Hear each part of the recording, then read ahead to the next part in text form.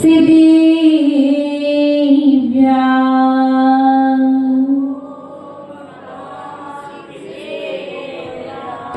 ओम नमः सिद्धिव्या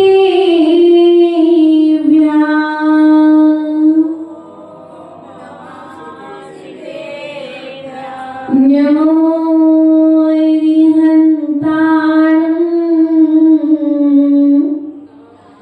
नमो सिद्धाणं नमो आयर्याणं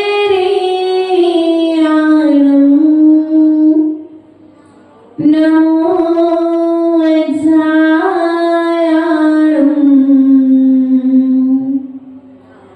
नमो लोये सब्बसागुणं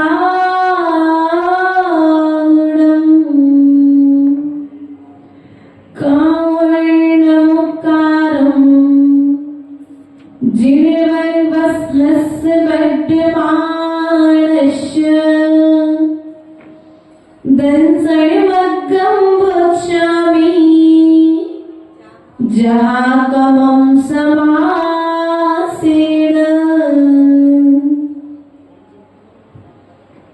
ये शास्त्रे राजयति उत्तम शास्त्र प्यारा जो भी लेखा सच लेखा गुरु ने उचारा जो जो रहस्य इसमें गुरु आप खोलो मैं मौनी हूँ अभी यहाँ गुरु आप बोलो मैं मौनी हूँ अभी यहाँ गुरु आप बोलो। बोले अनंत अनंत सिद्ध परमेष्ठी भगवान की, देवादिदेव मूलनायक आदिनाथ भगवान की, वर्तमान शासनायक महावीर स्वामी की, आचार्य भगवंत कुंद कुंद स्वामी की, आचार्य गुरुवर 108 विराट सागर जी महाराज की, आचार्य भगवान 108 विभव सागर जी महाराज की, द्वादशांग मां जिरवाणी की,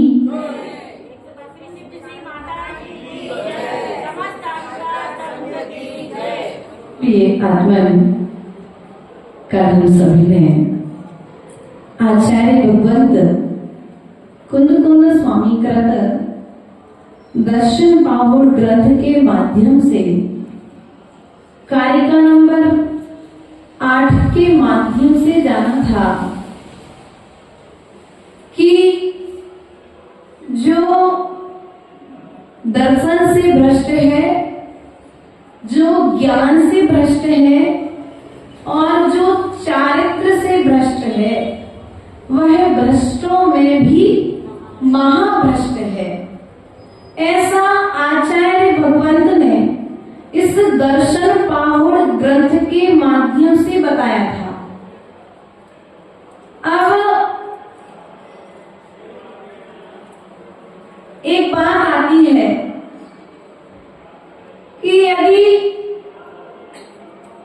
एक व्यक्ति का पैर टूट जाए, क्या एक व्यक्ति का पैर टूट जाए और एक व्यक्ति मरण अवस्था को प्राप्त हो जाए, दोनों में से किसका इलाज कराना संभव है? जिसका पैर टूटा है उस टूटे हुए पैर वाले व्यक्ति का तो इलाज कराया जा सकता है, लेकिन जो निश्वास हो चुका है अर्थात जिसके प्राण निकल चुके हैं, ऐसे व्यक्ति का इलाज उसी प्रकार से आचार्य भगवंत कहते हैं कि सम्यक दर्शन से जो भ्रष्ट है अर्थात जो मिथ्या दृष्टि है, उस मिथ्या दृष्टि का तो इलाज किया जा सकता है, लेकिन जो तीनों से भ्रष्ट है, क्या एक से यदि भ्रष्ट हो तो उसका इलाज है, लेकिन जो तीनों से भ्रष्ट हो, ना उसे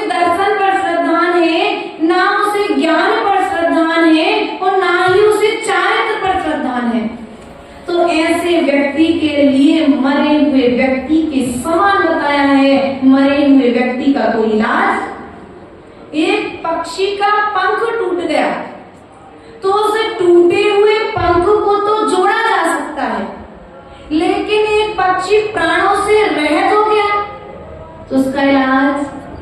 उसी प्रकार से इस कारिका का सार बताते हुए आचार्य भगवान कहते हैं जो प्राण रहित व्यक्ति है वह तीनों से भ्रष्ट है, और जो प्राणों से सहित है, शरीर का एक अंग मात्र जिसका क्रय हुआ है, ऐसे व्यक्ति का इलाज सम्यक दर्शन ज्ञान चारित्र के आधार पर किया जा सकता है। प्रिय बंधुओं, इसी बात को आज आचार्य भगवत पुनः समझाने का प्रयास कर रहे हैं। हम अपने ज्ञान के द्वारा कारिका नंबर 9 के माध्यम से समझने का प्रयास करेंगे। दो किताबें और वो रखी शायद दर्शन पाऊंगी, 2 किताबें रखी मैंने दी थी। जो विधम सीलो संजम तब नियम जोय गुणधारी तस्सै दोष कहंता भक्का भगतणम दिन्ति। जो को विधम सीलो संजम तब नियम जोय गुणधारी तस्सै दोष कहंता भग्गा भगतणम दिन्ति।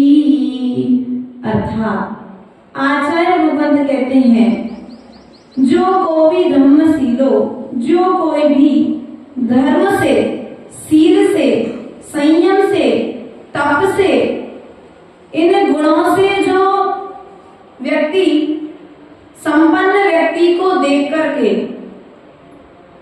दोष कहंता अर्थात उनके गुणों को देख करके उनको दोष रूप बता करके वर्णन जो करता है, दोषारोपण करते हैं, वह खुद भ्रष्ट हो जाते हैं और पर भ्रष्टता का दोष लगाते हैं।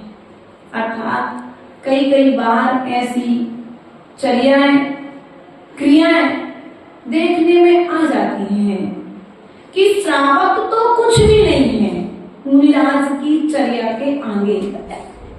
श्रावक तो कुछ भी नहीं है ब्रटी श्रावक के आगे, लेकिन फिर भी अपने से गुणी को देख करके उनका अहित किस प्रकार से किया जाए, क्या करता है, आप प्रचार करना प्रारंभ करते। लेकिन सम्यक दृष्टि श्रावक, यदि सम्यक दृष्टि श्रावक है तो वह दोष देखते हुए भी पहले उस दोष का उपगूहन करेगा। क्या करेगा? उपगूहन करेगा, और उपगूहन करने के पश्चात में उस दोष का स्थितिकरण करेगा। लेकिन इन 2 गुणों का पालन नीचे के एक गुण के आधार पर होगा। 8 अंग है ना, और 7वां अंग है वात्सल्य। 7वां अंग कौन सा है? वात्सल्य। तो 7वां अंग जब हृदय में स्थापित होगा धर्म के प्रति और धर्मात्मा के प्रति, तब कहीं जाकर के यह 5वां और 6वां गुण प्रकट होगा। यदि तुम्हें साधु से, यदि तुम्हें धर्मात्मा से प्रेम नहीं है तो तुम्हें उनके दोष दिखाई देंगे, और यदि तुम्हें प्रेम है तो दोष भी तुम्हें गुण दिखाई देंगे। एक बच्चा घर में है, माधुरी जी, आपका बच्चा यदि कोई गलती करके घर में आता है तो आप क्या करते हो? सबसे पहले उस दोष को छिपाते हो, उपगूहन करते हो कि नहीं, इस बात को यदि पूरे घर में सबको मालूम पड़ जाएगा तो बच्चे की बदनामी होगी। पहले आप उस दोष को छुपाते हो, और छुपाने के पश्चात में फिर बच्चे को समझाते हो। ये दोनों गुण का पालन कब होगा? जब तुम्हारे अंदर में पहले वात्सल्य था। और यदि वात्सल्य नहीं है तो तुम बच्चे के दोस्त को देखोगे और देखते सार सबको इकट्ठा करके उसे नीचा दिखाना। प्रिय बंधुओं, उसी प्रकार से जिस प्रकार से हम अपना व्यवहार अपनी संतान के प्रति रखते हैं, वैसा ही व्यवहार हमें धर्म और धर्मात्मा के प्रति करना चाहिए, तब कहीं जाकर के धर्म जयवंत होगा। हम संतान के दोषों को तो उपगोहन करते हैं, लेकिन साधु के दोषों को देख करके प्रचार करते हैं। मोबाइल सबसे पहले निकलता है, नहीं, हम प्रभावना नहीं कर सकते, तो ये जिनेंद्र भगवान हमारे माध्यम से कभी जैन धर्म की अप्रभावना ना हो जाए, ऐसा निवेदन भगवान से रोज करो, क्योंकि हम भगवान महावीर स्वामी की संतान हैं, और संतान होते हुए भी आप छोटे भाई हैं और साधु बड़ा भाई है। क्या कहा?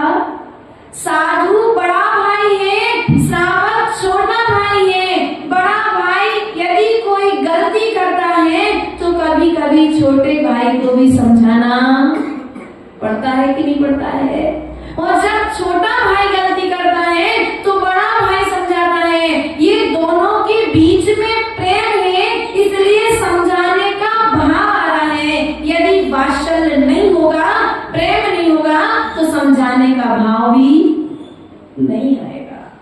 प्रिय बंधुओं, अपन लाइन में तो बोलते हैं, गुणी जनों को देख गई से मेरे प्रेम उमड़ आवे, बने जहां तक उनकी सेवा करके मन सुख पावे।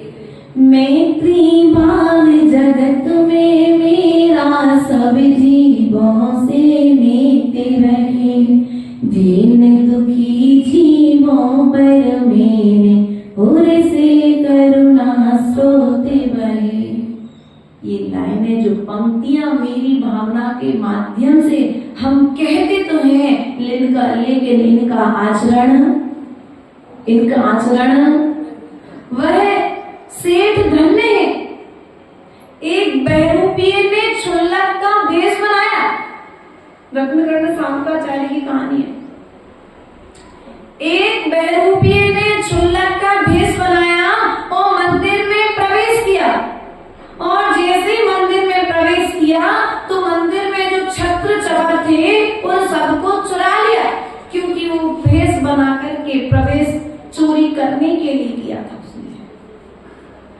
और जब वह लेकर के भाग रहा था तो उन छत्रों की, उन रत्नों से भरे हुए सिंहासन की चमक के कारण कोतवालों ने उस चोर को देख लिया, क्षुल्लक को देख लिया। तो चोर भागता भागता गया, जो क्षुल्लक के रूप में था वह जाकर के सेठ के घर में प्रवेश कर गया। और जैसे ही सेठ के घर में प्रवेश किया तो कोतवाल पहुंचे और बोले, देखो सेठ जी, हमने आपके घर में चोर को घुसते हुए देखा है, और वो मंदिर के छत्र चवर सिंहासन आदि चुरा करके ले जा रहा है। तो पता है सेठ जी ने क्या कहा? कहानी सुनी है। पता है सेठ जी ने उस समय क्या कहा कि नहीं, वो छत्र चवर तो हमने ही मंगाए थे कि मंदिर में उनकी सुरक्षा नहीं हो पाएगी। क्या कहा? वो छत्र चवर तो। अब ऐसा कहने से सेठ जी को बहुत महान पाप लगना चाहिए। देखो तो सरासर झूठ बोल रहे, सामने देखते देखते झूठ बोल रहे। और ऐसा कहकर के उन्होंने मंदिर के कोतवालों को वापस भेज दिया, और वापस बुलाकर के जो क्षुल्लक के भेष में चोर मंदिर में प्रवेश किया था उसे अंदर कमरे से बाहर निकाला, और बाहर निकाल कर उसे समझाया, स्थितिकरण किया। तो चोर ने पूछा कि आपने मुझे क्यों बचाया? तो सेठ जी ने कहा कि हमने तुम्हें नहीं बचाया, हमने धर्म को बचाया, हमने धर्म को बचाया है। यदि लोगों में यह विचार प्रचार हो जाए कि क्षुल्लक जी, क्योंकि तुम दुनिया के सामने क्षुल्लक बन करके आए थे और क्षुल्लक जी ने मंदिर ऊपर से विश्वास उठ जाएगा, और साधु के ऊपर से विश्वास उठ जाएगा, अर्थात धर्म से विश्वास उठ जाएगा, व्यक्ति धर्म करना बंद, अर्थात मैंने धर्म को बचाया है, मैंने तुम्हें। कभी ऐसा मौका मिल जाए तो धर्म की पहले रक्षा करना, बाद में व्यक्ति की रक्षा का विचार करना। तत्काल को देख करके त्रिकाल का निर्णय मत लेना। क्या कहा? तत्काल को देख करके त्रिकाल का निर्णय मत लेना, क्योंकि आचार्य भगवान कहते हैं पाप से घृणा करना है, पापी से घृणा। किससे घृणा करनी है? पाप से घृणा करो, पापी से घृणा मत करो। और हमारी स्थिति है, हम पाप को तो दिन रात करते हैं, लेकिन पापी से घृणा, उस जीव से घृणा करने लग जाते हैं, इसलिए सम्यक्त को प्राप्त नहीं होते हैं। देखो भगवान महावीर स्वामी का चरित्र था, जब उनका चरित्र पढ़ते हैं तो वही महावीर स्वामी है मारीची कुमार की पर्याय में, जिन्होंने 363 मत चलाए और महावीर बनने के पश्चात में उन्हें नहीं बंद कर पाए। अब घृणा करो महावीर से, क्यों नहीं कर पाओगे ना? घृणा नहीं कर पाओगे ना, क्योंकि आपको पाप से घृणा है, पापी से घृणा नहीं है। महावीर की पर्याय उनने कोई पाप नहीं किया, लेकिन महावीर के पूर्व में उनने जो पाप किया था उसको स्वयं तीर्थंकर बन के भी समापन नहीं कर पाए। इसलिए प्रिय बंधुओं, कभी जीवन में ऐसा कोई पाप नहीं करना कि जीते जी उस पाप को न मिटा पाओ। ऐसा कोई कार्य मत करना कि जीते जी भी उसकी सफाई ना कर पाओ।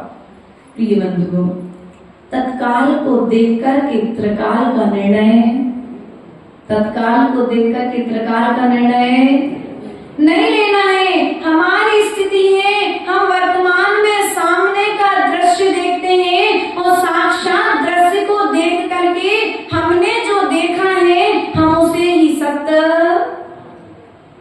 मान लेते कि नहीं मान लेते। एक कहानी आती है कि उस राज्य में, अब कहां से बिल्कुल ध्यान रखना, उस राज्य में रानी के लिए पुत्र की आवश्यकता थी राज्य को चलाने के लिए, लेकिन भाग्य में नहीं था तो पुत्र नहीं हुआ, पुत्री हुई। क्या हुई? पुत्री हुई। तो रानी ने यह विचार किया कि इस पुत्री के विषय में यदि राजा को पता पड़ेगा तो राजा क्या करेगा? इसे तत्काल मरण दे देगा, मार देगा। इसलिए रानी ने धाय मां के साथ में बैठ करके प्लानिंग की कि इस पुत्री, यह पुत्री है, इस बात का किसी को भी मालूम नहीं पड़ना चाहिए। और काफी समय तक उस पुत्री को पालती रही और पुत्री बड़ी हो गई। अब एक दिन वह पुत्री अपनी मां के साथ सो रही थी। क्या कर रही थी? वह पुत्री अपनी मां के साथ में सो रही थी। यह दृश्य जब राजा ने देखा तो राजा के मन में विकल्प उत्पन्न हो गया कि मेरी रानी अपने पुत्र के साथ, और उसने विचार कर लिया कि अब रानी को मैं मृत्यु दंड। क्या हुआ? तत्काल को देख करके त्रिकाल का निर्णय। अब रात भर राजा सोया नहीं, उसके मन में नाना तरह के विकल्प चलते रहे, संकल्प चलते रहे, और जैसे ही प्रातःकालीन बेला हुई उसने रानी से पूछ लिया, लेकिन रानी बताना नहीं चाहती थी। तो उसने पूछा, फिर भी पूछा, फिर जाकर के जब उसने कहा कि रानी मृत्यु दंड की घोषणा, यदि तुम नहीं बताओगे तो तुम्हारे लिए मृत्यु दंड दिया जाएगा, तब जाकर के रानी ने फिर पूरा जो 20 वर्षों से सत्य को छिपा करके रखा था, तो सत्य को सभा के सामने प्रस्तुत किया। ये बंधु, कई कई बार हम जो देख रहे होते हैं तत्काल को देख करके त्रिकाल का निर्णय यदि उसी समय राजा ने तलवार निकाल करके उस रानी के ऊपर में चला दी होती तो क्या होता? धर्म की हानि हो जाती। इसलिए प्रिय बंधुओं, आचार्य भगवान कहते हैं कि धर्मात्मा को देखकर घृणा मत करो। क्या करो? धर्मात्मा को देख करके घृणा नहीं करना, क्योंकि द्वेष उत्पन्न होगा तो फिर द्वेष उत्पन्न जब होगा तो गुणों की जगह अवगुण निकलेंगे। इसलिए द्वेष को स्थान मत दो। आगे आचार्य भगवान यहाँ पर अंगुली कारिका 10 नंबर के माध्यम से क्या कहना चाहते हैं, हम समझने का प्रयास और पुरुषार्थ करेंगे। जय मूलम्य बट्ठे दुमस्य परिवार नति परवड्डी जय जिणे दंसण भट्टा मूल बिरक्षण से झंती जय मूलम विविनट्टे दुमस्य परिवार नति परवड्डी जय जिण दंसण भट्टा मूल बिरक्षण से झंती। अर्थात जय मूलम विविनट्टे, जड़ नष्ट हो जाने से पेड़ का परिवार नष्ट हो जाता है। दुस्सह परिवार नत्थि परवड्डी, अर्थात वृक्ष का परिवार भी नष्ट हो जाता है। जय जिण दंसण भट्टा, इसी प्रकार से जिन दर्शन सम्यक दर्शन से भ्रष्ट हुए व्यक्ति को मोक्ष नहीं मिलता है। अर्थात जो सम्यक दर्शन है वह जड़ है। क्या है सम्यक दर्शन? क्या है? जिस प्रकार से वृक्ष का जीवन वृक्ष की जड़ से चलता है, उसी प्रकार से मनुष्य का जीवन भी सम्यक दर्शन से चलता है, सम्यक ज्ञान से चलता है।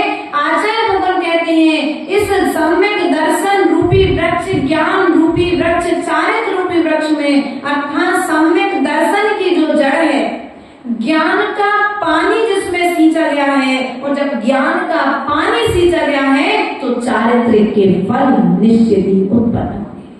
कौन से फल? सम्यक दर्शन की जड़ में सम्यक ज्ञान का पानी डालने पर सम्यक चारित्र के फल फलीभूत होते हैं। और जड़ यदि मजबूत नहीं है तो पेड़ भी ऊपर में मजबूती से खड़ा, बेदी मजबूत है, नींव मजबूत है तो बेदी स्थिर है, और बेदी अगर नींव ठीक से नहीं भरी गई है तो बेदी भी समय में जल्दी धस जाएगी, नाना तरह की और भी परेशानी आ सकती है। तो प्रिय बंधुओं, सम्यक दर्शन को जड़ की उपमा दी है, तो इस जड़ के लिए मजबूत करना है सम्यक ज्ञान का जल डाल करके। कैसे करना है? कभी पेड़ लगाया घर में? हाँ, पंडित जी ने लगाए होंगे। कोई लगाया या नहीं लगाया? पंडित जी ने पेड़ लगाए होंगे। और जब बीज बोया है, पेड़ लगाए कि बीज लगाए पंडित जी? हम तो पेड़ पूछ रहे थे, आपने कहा लगाए हैं, तो भी तो हम थोड़ा सा रह गए। पर कोई नहीं लगा सकता पेड़, तो पंडित जी लगा सकते हैं। हम लोग सब तो बीज बोते हैं, लेकिन पंडित जी सीधा पेड़ लगाते हैं। हमारे शरद पंडित जी आगे बनाती। तो जब अपन बीज बोते हैं तो कौन सा बीज बोते हैं? सम्यक दर्शन का बीज। और सम्यक दर्शन का बीज यदि बंजर भूमि में बोया जाए तो फलेगा क्या? हाँ, सम्यक दर्शन का बीज यदि बंजर भूमि में बो दिया जाए तो फलेगा क्या? नहीं फलेगा। तो उस बीज को बोने के लिए भी जमीन उपजाऊ होना, क्या होना? जमीन उपजाऊ होना, अर्थात मिथ्यात्व के खरपतवार से रहित होना। 5 प्रकार के जो मिथ्यात्व बताए हैं, उन मिथ्यात्वों से रहित भूमि पर सम्यक दर्शन का बीज यदि बोगे तो चारित्र के फल फलीभूत होंगे। हम मिथ्यात्व कौन कौन से हैं?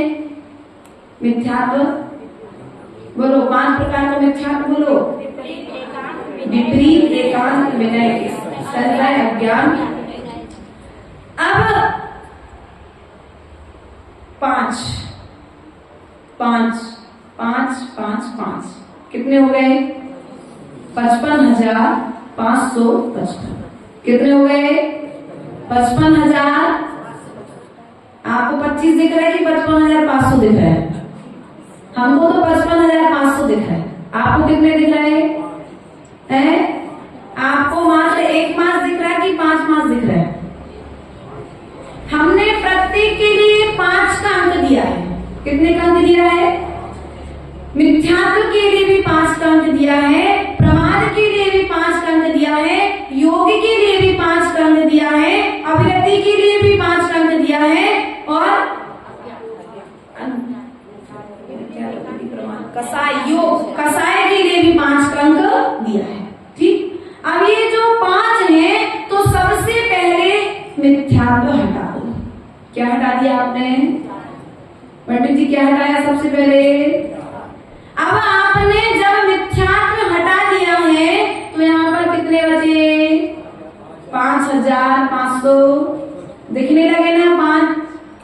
25 तो नहीं दिख रहे? 5,555 कितने बचे? बोलो तो। हम तो उल्टी दृष्टि, आपको सीधा दिख रहा होगा। कितने बचे यहाँ पर? 5,555। कितने? अर्थात मिथ्यात्व 50,000 बिल पावर वाला। कितने बिल पावर वाला? यदि तुमने मिथ्यात्व का त्याग कर दिया तो अब कितने कर्म का बंध कर रहे हैं? सीधा 5,000 बिल पावर के माध्यम से जो कर्म का बंध हो रहा था वो कितना बचा? मात्र 5,000 बचा। अब 5,000 में भी अविरति का त्याग कर दिया आपने। क्या कर दिया? अविरति का त्याग कर दिया तो कितने बचे? अब 500। अब उसके पश्चात आपने प्रमाद का त्याग कर दिया तो कितने बचे? बोलो तो। दिख रहा है कि नहीं दिख रहा है? कितने बचे? मात्र 55 बचे। और 55 में से आपने कसाय का भी त्याग कर दिया तो कितने बचे? मात्र 5 बचे। और 5 में है ये 3 योग। जब कसाय चली गई, प्रमाद चला गया, अविरति चली गई, मिथ्यात्व चला गया, तो ये तीनों योग, मन, वचन और काय, तीनों योग कुछ भी नहीं कर सकते। इसलिए इन 5 का त्याग कर दो तो सम्यक दर्शन का बीज जब बोगे तो 50,555 बिल पावर वाले चारित्र के फल आपको प्राप्त हो जाएंगे। इन्हीं भावनाओं के साथ में आचार्य भगवंत ने आज हमारे लिए बताया है। आचार्य भगवंत एक कार्य का और 11 नंबर के माध्यम से क्या कहते हैं? जय मूलाओ खंदो साहा परिवार बहुगुणो होदी, जय जिण दंसण मूलो नित्य मुख मार्गस। अर्थात जय मूलाओ खंदो, पेड़ की जड़ को तो स्कंद, शाखाओं आदि के रूप में उसका परिवार खूब फलता फूलता है। मोक्ष के संदर्भ में सम्यक दर्शन की भूमि भी मूल जड़ ही है। अर्थात जो सम्यक दर्शन है, मिथ्यात्व को अपन ने हटा दिया। यदि कभी कभी भूमि खराब भी हो ना तो अपन उसे उपजाऊ बना लेते हैं। कैसे बनाएंगे ये बताओ? मिथ्यात्व को जो खरपतवार लगी ना पंडित जी, उसको हटाओ। कैसे हटाओगे? कुगुरु कुदेव शास्त्रों के पास जाना बंद करना पड़ेगा, उन्हें सुनना बंद करना पड़ेगा, उन्हें देखना बंद करना पड़ेगा। जैसे गांधी जी ने कहा ना, बुरा मत देखो, बुरा मत सुनो और बुरा मत बोलो। अब तुम्हें देखने का, सुनने का और बोलने का त्याग जब करना पड़ेगा, पढ़ने का त्याग जब करना पड़ेगा। माता जी, देखने में क्या होता है? हम मिथ्यात्व को देख रहे हैं, मिथ्यात्व को मानते थोड़ी ना है। तो देखने से भी संस्कार बनते हैं, देखने से भी संस्कार। आप जैसा चित्र देख रहे हो वैसा